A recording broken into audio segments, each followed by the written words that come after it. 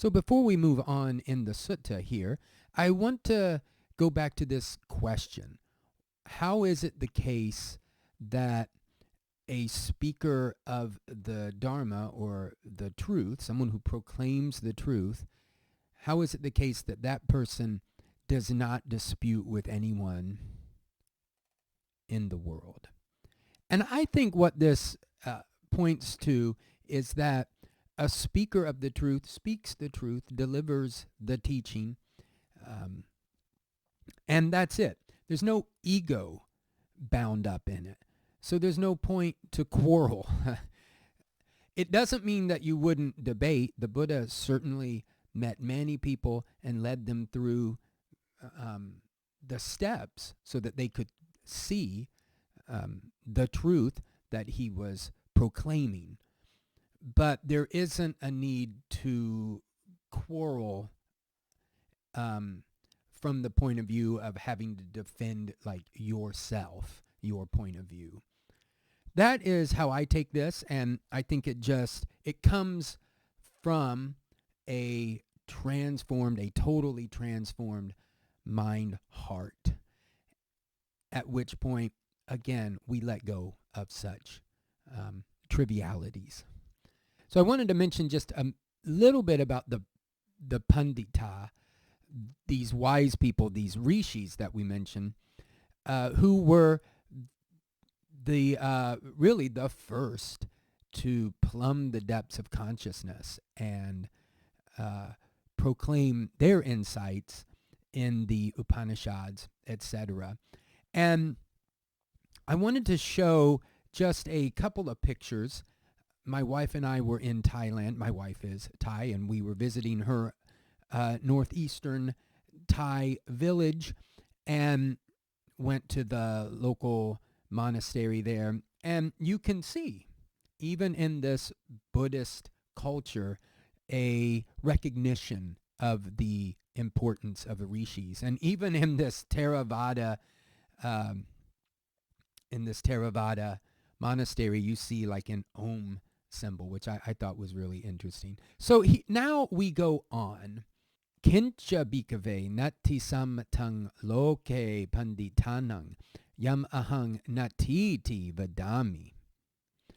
So the Buddha asks this question, and what, monks, is agreed upon as not existing in the world of the wise people, of the pundits, which I say does not exist. Rūpaṃ bhikkhave niccaṃ dhuvaṃ sassataṃ avipariṇāmadhammaṃ natthisammataṃ loke paṇḍitānaṃ ahampi taṃ natthī'ti vadāmi. So we get the answer right away here. Rūpaṃ, form, material substance, the body. So the thing to keep in mind about the Buddha's teaching is it's always focused on us. He's not making proclamations about the external world, about some abstract ideas. And that's why I think it's good to think about this as the body. And actually, what we're going to see further on here is that he's talking about all 5 khandhas, the 5 heaps of stuff that make up a person. Or I should say later on, and in, say, Vedanta or in Sanskrit, you'll also hear this referred to as nama Rūpaṃ. Rūpaṃ is the body. Nama is like the non-physical part of ourselves. And we'll get to that in just a minute. So here, the Buddha says it's the body, monks. And it's not just the body which is agreed upon as not existing. Because we see our body. We have a sense that it exists. He says, Rūpaṃ, body, that is permanent, stable, eternal, of an unchanging quality. So again, if we kind of put this and smooth it out a little bit. Monks, a permanent, stable, eternal, changeless, of a changeless character or just changeless body is agreed upon as not existing in the world of the wise or by the wise. I also, and here we get this P, I also say this natthī'ti does not exist. And of course, where this goes, and this has come up in daily Pali reading, the anicca sutta, the Buddha has what is known as you could probably put it under right samadhitti, right view, the observation of the three characteristic marks of existence, that there is niccaṃ, impermanence, dukkha, bummerness, suffering, uneasiness, ill-at-easiness, and anatta, how things are not the true self, especially things that we tend to think of as being the true self. So after this, the Buddha goes on and, as I mentioned before, talks about the five khandhas. These are also addressed in the anicca sutta. Vedanā, feelings. That is plural. That's a feminine plural. Saññā, I believe, is also feminine plural. These are perceptions. Saṅkhārā, this is a masculine plural.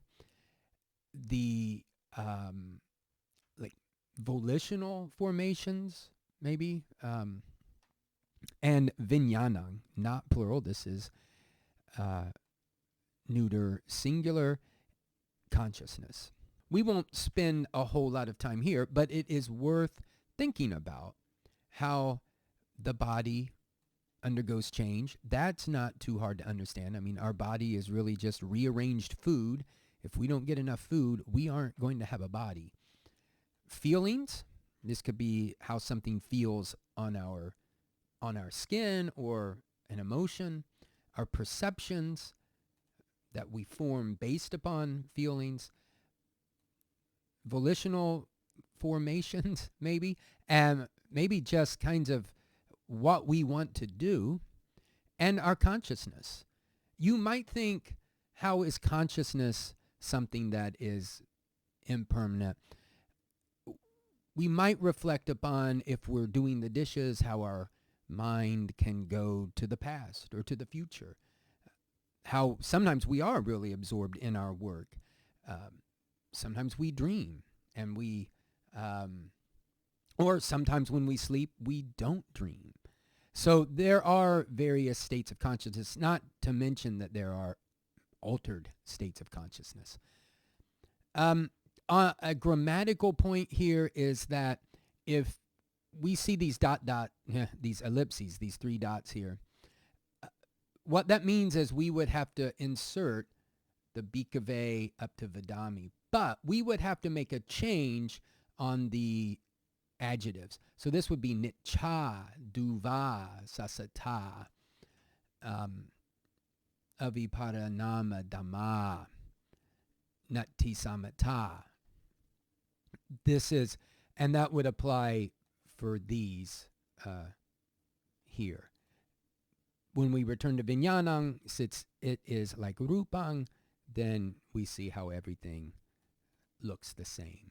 If we were to just pick it up here, consciousness, or we'll put the adjectives in front, a permanent, constant, eternal, changeless consciousness is agreed upon as not existing in the world of the not of the pandas, of the pundits or of the wise people.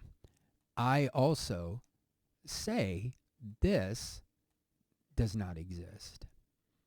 And then we get just a couple new words here. Idaṃ. This indeed, monks, is agreed upon as not existing in the world of the wise. I also say this does not exist.